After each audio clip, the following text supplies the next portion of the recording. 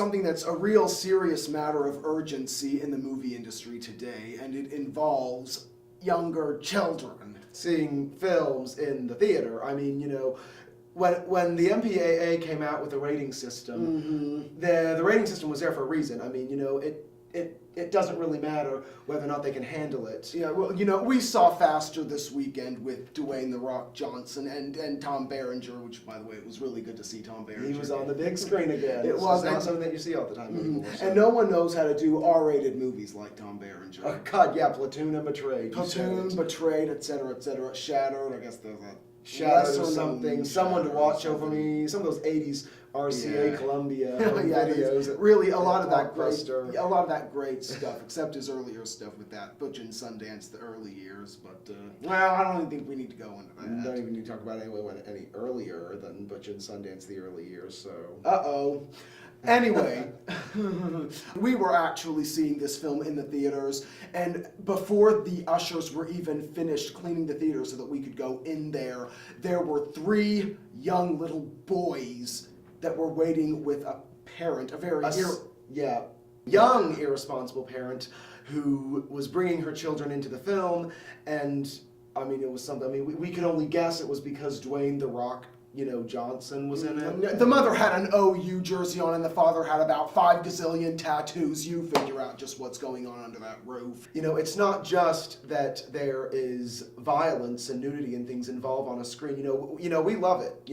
We can watch a John Waters movie and completely get something out of it. Yeah, you're never going to get us John Waters. We love Pink Flamingos and we love female trouble. By all means, keep trying. But we still need to see Desperate Living. Would you care to send us a copy? We can give you our snail mail. First edition VHS. Those are the best. Sometimes it's not about that at all. It's just that when a film was intended for an older audience, it was intended for an older audience.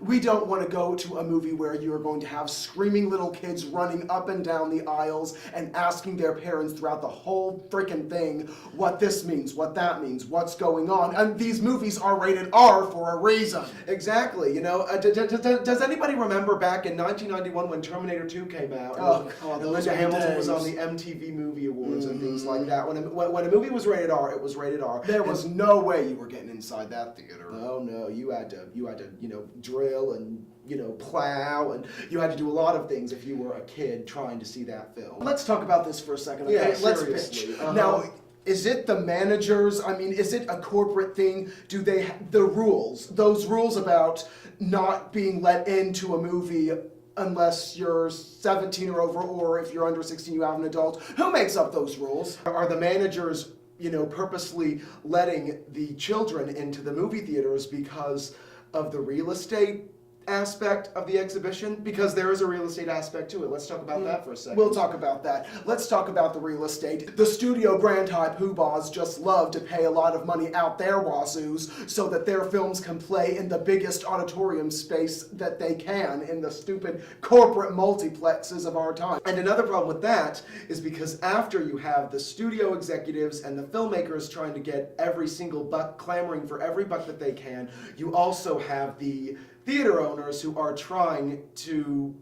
Those theater owners are pretty smug in trying to let things slide all these years. Yeah, I don't know. They sell tickets of all kinds, and I don't even know if they even ID people anymore. I heard a fellow colleague of ours did say that they ID'd for that last Jackass movie, whatever that was. I didn't see it. It looked pretty stupid. It's for jackasses. The title's pretty apt. It speaks for itself. When we were working in the multiplexes ourselves back in, when we were about, how old were we, 21 or 22? This was back in 2001 when we were like 22 or 23.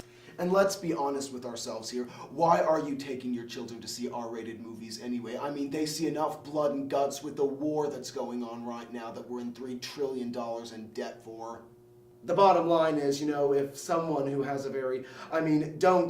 we're not going to stop Jake Gyllenhaal, Anne Hathaway, and Dwayne "The Rock" Johnson from doing films that are extremely high in R-rated content, because God knows if they're good enough to pull it off, they're going to pull it off. And to add to their credit, they do pull it off.